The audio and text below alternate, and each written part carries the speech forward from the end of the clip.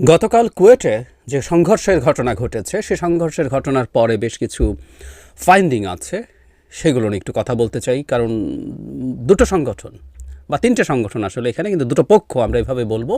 একদিকে ছাত্রদল এবং আরেকদিকে বৈষম্য বিরোধী ছাত্র আন্দোলন এবং ছাত্র শিবির, তারা কম্বাইন্ডলি ছাত্র দলের বিরুদ্ধে কাজ করছে। সো আমাদের কাছে পলিটিক্যাল অ্যালাইনমেন্টটা এখন আসলে অনেকটাই স্পষ্ট কারা কারা চাইছে। এটা আমরা যেভাবেই বলি না কেন, যখন আমাদের দাবির মধ্যে সিমিলারিটি দেখা যায় এবং একইভাবে দুজন ফাইট করে, ধরে নিতে হবে তাদের মধ্যে এক ধরনের পলিটিক্যাল অ্যালাইনমেন্ট তো বটে, আন্ডারস্ট্যান্ডিংও আছে। সো ছাত্র শিবির কী বলেছে, ছাত্র দল কী বলেছে, বৈষম্য বিরোধী ছাত্র আন্দোলন তারা কি বলছে, সেগুলো আমরা একটু কথা বলতে চাই, তারপর সমাধান নিয়ে কথা বলবো। গতকালই বৈষম্য বিরোধী ছাত্র আন্দোলনের একাধিক নেতা বিএনপির ছাত্র দলকে ছাত্রলীগের সাথে তুলনা করেছেন এবং তাদের একই রকম পরিণতি হবে বলে হুমকি দিয়েছেন। জনাব হাসনাত আবদুল্লাহ, জনাব হান্নান মাসুদ তারা স্টেটাস দিয়েছেন, বক্তব্য জনাব সার্জিস আলম প্রত্যেকে একই কাজ করেছেন। সো তাদের অবস্থান গতকাল আমরা খুব ক্লিয়ারলি দেখেছি। শুধু তাই না, তারা ঢাকা ইউনিভার্সিটিতে গতকাল কুয়েটে যা হয়েছে সেটার প্রতিবাদে তারা সমাবেশ এবং মিছিলও করেছেন। পাল্টা ছাত্রদলও ঢাকা ইউনিভার্সিটিতে মিছিল করেছে।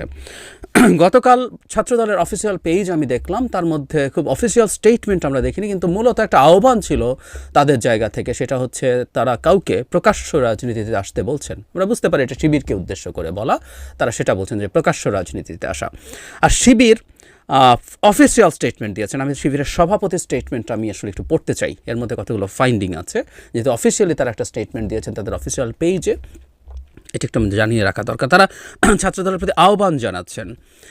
তারা ছাত্রদলকে বলছেন, আমরা শত্রু মনে করি না ফ্যাসিবাদের বিরুদ্ধে, সরাসরি কিংবা কৌশলে অনেকবারই বোঝানোর চেষ্টা করেছি অতীত থেকে শিক্ষা নিয়ে গঠনমূলক ছাত্র রাজনীতির ধারায় ফিরে আসুন, কিন্তু বন্ধুপ্রতি আবারে ছাড়া না দিয়ে বিগত ফ্যাসিস্ট এবং তাদের শাহবাগী দোসরদের পরামর্শে অগ্রসর হচ্ছেন।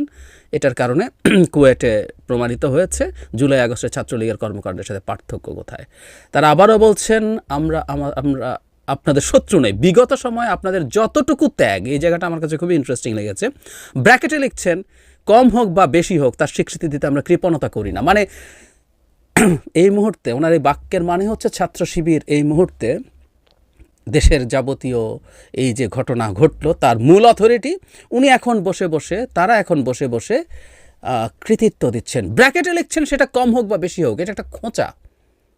পরিকল্পিতভাবে ছাত্র শিবিরের সভাপতি এই খোঁচাটা দিচ্ছেন ছাত্র দলকে, মানে তারা সব ঘটিয়েছেন, এখন আপনারা কিছু যতটুকু করেছেন কম বা বেশি আমরা সেটা স্বীকৃতি দিচ্ছি এবং আমি অথরিটি।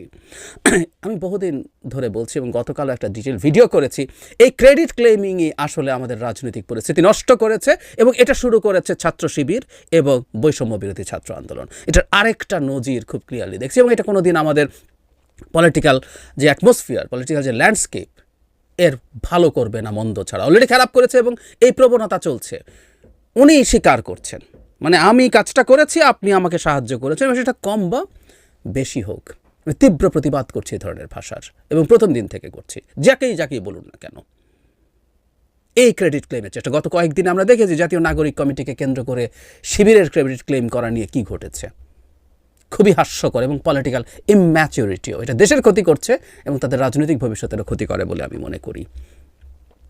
তারপর বলছে, কিন্তু আপনারা হাঁটছেন ঠিক উল্টা পথে, দখলদারিত্বের মনোভাব পরিহার করে শিক্ষা ও সেবামূলক ছাত্র রাজনীতির ধারায় ফিরে আসুন। তারপরে ভূমিকা রাখতে বলছে, হুমকি আছে। তারা বলছেন, যাদের পরামর্শে অগ্রসর হচ্ছেন তারা ছাত্রলীগকে যে পরিণতি বরণ করিয়েছে আপনাদের একই পরিণতি বরণ করতে ছাড়বে না। শুভবুদ্ধির উদয় হোক, নতুবা সকল ব্যর্থতা পরিণতির দায় নিজেদের নিতে হবে। দায় চাপানোর রাজনীতি এখন চলে না, এই প্রজন্ম যথেষ্ট সচেতন। শেষে বলছেন, এটাই হুমকি। বিশেষ অনুরোধ, ছাত্র শিবিরের উদারতাকে দুর্বলতা ভাববেন না। ছাত্র শিবির কোনো ব্যক্তি বা দলের পূজা করে না, এক আল্লাহর গোলাম হিসেবে শুধুমাত্র রবের কাছেই মাথা নত করে। উদারতাকে দুর্বলতা ভাববেন না। ওনারা উদারতা দেখিয়েছেন, দুর্বলতা ভাববেন না। ওনারা উদারতা থেকে সরে আসতে পারেন। তাদের জেনারেল সেক্রেটারি তার মন্তব্যে আমি একটু যোগ করি, যখন দায় চাপানোর কথা বলছেন তারপর একটা জায়গায় বলছেন, এর চেয়ে হীন, নির্লজ্জ ও স্বৈরাচারী আচরণ আর কি হতে পারে। তারা ছাত্রলীগ ও ফ্যাসিবাদকেও হার মানিয়েছে। শিবিরের জেনারেল সেক্রেটারি বলছেন, গতকালের ঘটনা যা ঘটেছে, ছাত্র দল যা করছেন, তারা ছাত্রলীগ ও ফ্যাসিবাদকেও হার মানিয়েছেন। মানে এটা তার চাইতেও খারাপ। আমি এখানে আরেকটা জিনিস একটু যোগ করে রাখি, খারাপ না হলো প্যারালাল করার চেষ্টা করা হচ্ছে। সব শিক্ষা প্রতিষ্ঠানে জুলাই গণহত্যা, কুয়েটে ছাত্রদলের হামলার ভিডিও প্রদর্শনী, এটা বৈষম্য বিরোধী ছাত্র আন্দোলন এই কাজটা করবে। তারা বিভিন্ন শিক্ষা প্রতিষ্ঠানে জুলাই গণহত্যা করছে, তার সাথে পাশাপাশি ছাত্র দলের কুয়েটের হামলা, তাদের ভাষায় মারামারি হয়েছে। আসলে শুধু হামলা হয়নি, দুই পক্ষেই মারামারি হয়েছে। এমন না যে কোনো পক্ষ মার খেয়ে পাল্টা সরে গেছে, প্রত্যেকে পাল্টা করেছে। কে শুরু করেছে, কে বেশি করেছে, ডিবেট আছে। গতকালই বলেছি সুষ্ঠু তদন্ত হওয়া দরকার। ছাত্র দলে যারা যারা জড়িত তাদেরকে শাস্তি দেওয়া দরকার। ছাত্র শিবির এবং বৈষম্য বিরোধী ছাত্র আন্দোলন যাদের দরকার, তাদের প্রত্যেককে এই কাজটা করা দরকার। বিএনপি এর মধ্যেই তাদের রামদাহাতে একজন যুবদল নেতার ছবি পাবলিশড হয়েছে, তাকে বহিষ্কার করেছেন। কিন্তু আমরা চাই প্রশাসন তার বিরুদ্ধে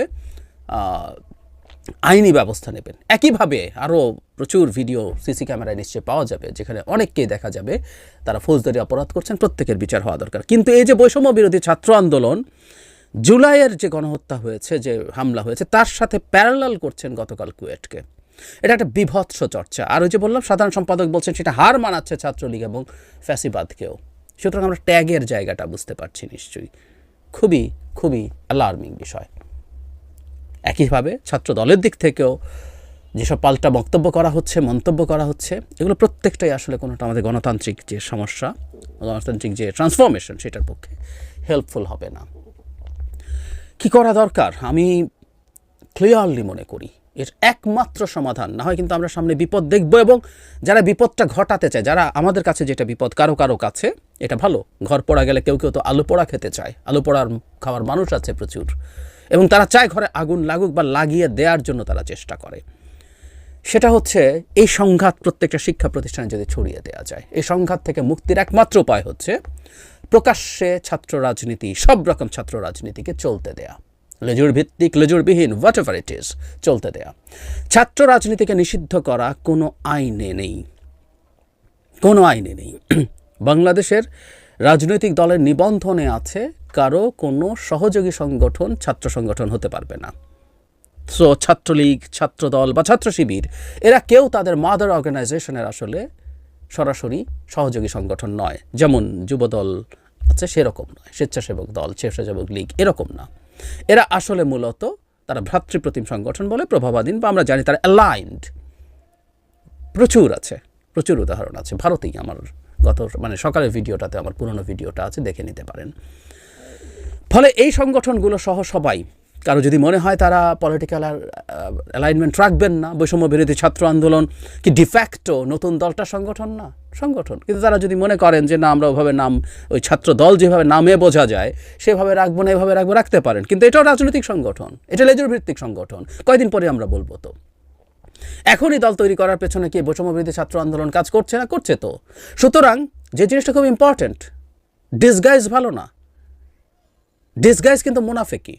দ্যাটস দ্য প্রবলেম। ইনফ্যাক্ট আমি প্রথম থেকে এই কথাটা বলছি, প্রকাশ্যে আসুক সবাই। এবং কেউ যদি মনে করে ঠিক আছে আমি ওভাবে করব না, আমি করি, আমার সরাসরি আমার নামের ভাবে রাখবো না, রাজনীতি করি। আর কেউ যদি মনে করে কোনো দলের সাথে আমার অ্যালাইনমেন্ট আছে, সেটা রেখে রাজনীতি করব। আমাদের আইনে ওই সংগঠন রাখা যাবে না। ফলে আরপিওতে দল নিবন্ধনের ক্ষেত্রে যেহেতু শর্ত আছে সেটা নাই, কিন্তু এই সংগঠন আছে, কাজ করছে। কিন্তু এরকম সংগঠন শিক্ষা প্রতিষ্ঠানে কাজ করতে পারবে না এমন কোনো আইন তো নেই। আর এমন কোনো আইন যদি তৈরির চেষ্টা হয়, সেই আইনও টিকবে না, কারণ সেটা অসাংবিধানিক। আমাদের সংবিধান অনুযায়ী আমরা এমন কোনো আইন সংসদের মাধ্যমে অথবা কোনো অধ্যাদেশও জারি করতে পারি না যেটা সংবিধানের সাথে সাংঘর্ষিক। সুতরাং কেউ চাইলেও বলেই এটা হবে না। সকল সাধারণ শিক্ষার্থী নামে, আমি এটা একটু বলে রাখা দরকার বলে মনে করি, সাধারণ শিক্ষার্থীও আসলে একটা ডিসগাইজ, এর পেছনে কেউ না কেউ কাজ করছে। সাধারণ শিক্ষার্থীরা কোনোদিনও কোনো অভাবনীয় ঘটনা ছাড়া স্পন্টেনিয়াস রাস্তায় নামে না, নামবে না, নামতে পারে না। ফলে কুয়েটে যে সাধারণ শিক্ষার্থীর নামে একটা ব্যানার টাঙানোর কথা দেখা গেছে, আমি চোখ বন্ধ করে বলে দিতে পারি, যেহেতু বাংলাদেশের রাজনীতি দীর্ঘদিন থেকে অবজার্ভ করি, মন দিয়ে বোঝার চেষ্টা করি, এটা কোনো না কোনো সংগঠন করেছে। বুয়েটে আবরার ফাহাদ যখন হত্যাকাণ্ডের শিকার হলো বিভৎসভাবে, তখন সাধারণ শিক্ষার্থীরা যারা নেমেছিলেন, ওটা হয়, ওটা ওই ধরনের ঘটনায় সাধারণ শিক্ষার্থীরা ট্রিগার্ড হয়, তারা রাস্তায় নামে, তারা অর্গানাইজড হয়ে চেষ্টা করে মুভ করতে। এর বাইরে আসলে সাধারণ শিক্ষার্থী বলে যেটা দেখা যায়, সেটাও আসলে কারো মুখোশ। এর পেছনে একটা ফেস আছে, সেই ফেসগুলো কোনো না কোনো ফর্মে রাজনৈতিক ফেস। সুতরাং সাধারণ শিক্ষার্থীর নামে কেউ বললেন আর সেটা হবে না, এরপর বাকি অন্যরা এসে এটাকে প্রটেক্ট করার চেষ্টা করবেন, সেটা হতে পারে না। তো এমনকি গতকাল ছাত্রদল যদি তার ফর্ম দিয়েও থাকে ক্যাম্পাস থেকে, এটা আমি বৈষম্য বিরোধী ছাত্র আন্দোলনের পক্ষ থেকে বক্তব্য দেখতে দিয়েছি, তারা তাদেরকে ক্যাম্পাস থেকে বের করে দিয়ে তালা দিয়ে দিয়েছেন, এই দায়িত্বও তাদের না, এই দায়িত্বও তাদের না। সুতরাং যে কথাটা বলতে চেয়েছি সেটা হলো, বাংলাদেশে প্রত্যেকটা ক্যাম্পাসে ছাত্র রাজনীতি অবারিত করে দিতে হবে। এবারে কেউ যদি গোপনে থেকে করতে চায় করুক, তার দাওয়াতি কার্যক্রমের মতো করে, কেউ যদি প্রকাশ্যে কাজ করতে চায় প্রকাশ্যে করুক। যে জিনিসটা আসলে আমরা দেখতে চাই সেটা হলো খুব ক্লিয়ারলি রাজনীতি হচ্ছে, ছাত্রলীগের মতো সন্ত্রাসবাদী, টেন্ডারবাজি, চাঁদাবাজি হচ্ছে না। সেটা যদি হতে যায় সেটার প্রতি সেটার বিরুদ্ধে সেটা প্রটেস্ট আমরা সবাই মিলে করব। আওয়ামী লীগের সময় কি হয়েছে না হয়েছে সে একই রাজনৈতিক আলাপ এখন আর চলে না, এখন আর চলে না। সুতরাং আওয়ামী লীগের সময় ছাত্রলীগ কী করেছে সেই আলাপ দিয়ে রাজনীতি বন্ধ করে রাখার কিছু নেই। আমি ছাত্র শিবিরকেও প্রকাশ্যে রাজনীতি করার অধিকার দেওয়ার পক্ষে। আমি বলেছি সকালের ভিডিওতে দুবার, ঢাকা ইউনিভার্সিটি নিয়ে একবার বলেছি, একবার জাহাঙ্গীরনগর নিয়ে বলেছি, কারো সেই অধিকার নেই ছাত্র শিবিরকে কিছু সংগঠন একত্র হয়ে বলবে আমরা রাজনীতি করতে দেব না। যেই রকম অবিচারের শিকার ছাত্র শিবির হয়েছে বহু বছর, তারা এখন একই অবিচার করতে চাইছে, তারাই এখন জালেম হয়ে উঠছে। ও মজলুম ছিল। ঢাকা ইউনিভার্সিটিতে 70s 80s সব ছাত্র সংগঠন মিলে যে করতে দেবে না সিদ্ধান্ত নিয়েছিল, কিসের ভিত্তিতে? সাদিক কায়েম যখন তাকে প্রকাশিত হয়েছেন তখন আমি দেখেছি অনেক সংগঠনের ছাত্র নেতারা বলছেন এরকম সিদ্ধান্ত আছে, আমরা সেটা মানব। আমি তখনই প্রতিবাদ করেছি, এই সিদ্ধান্ত নেওয়ার আপনারা কে, দেয়ার আপনারা কে? একটা স্টেট এভাবে চলে না। সো সেই ছাত্র শিবির একসময় মজলুম ছিলেন, অত্যাচারিত ছিলেন, তারা এখন মনে করছেন অন্যদেরকে করতে দেব না, এবং চাইলেই হয় না।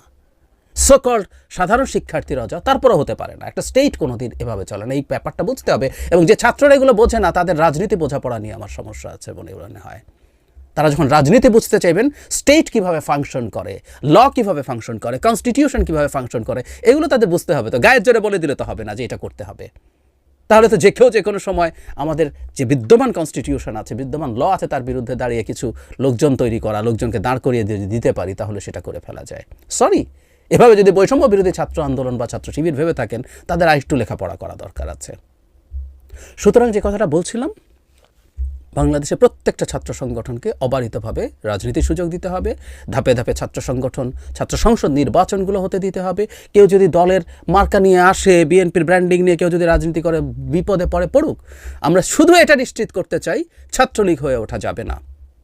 দখলদারিত্ব, টেন্ডারবাজি, চাঁদাবাজি, মারামারি, খুনোখুনি, এগুলো হতে দেওয়া যাবে না। এগুলো যখন হবে সেগুলোর বিরুদ্ধে আমরা সামষ্টিকভাবে প্রতিবাদ করব। এটাই ভবিষ্যতের বাংলাদেশের রাজনীতি। শেখ হাসিনার আমলে কী হয়েছে সেটা দিয়ে বর্তমান নতুন বাংলাদেশের রাজনৈতিক প্রেক্ষাপট কোনোভাবেই নির্ধারিত হতে পারে না।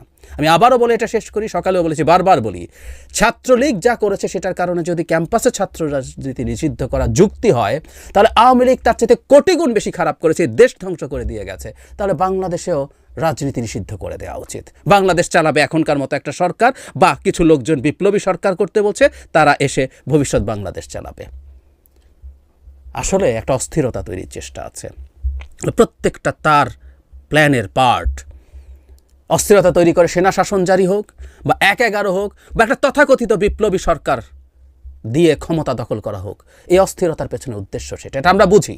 এবং এর পার্ট হিসাবে ছাত্র শিবির এবং বৈষম্য বিরোধী ছাত্র আন্দোলন কাজ করছে, জেনে বা না জেনে। আই রিপিট, জেনে বা না জেনে। কেউ জেনে করছেন, কেউ না জেনে করছেন, কারণ এই অস্থিরতা তাদেরকে বেনিফিটেড করবে। সুতরাং এই অস্থিরতা থেকে সরে আসা দরকার। আমরা সবাই রাজনীতি করি, ছাত্র রাজনীতি করি, তার মতো করে করি। আমরা দেখাই, আমরা প্রমাণ করি আমরা আসলে শিখেছি, আমরা রাজনৈতিক পথে এগিয়ে যাচ্ছি।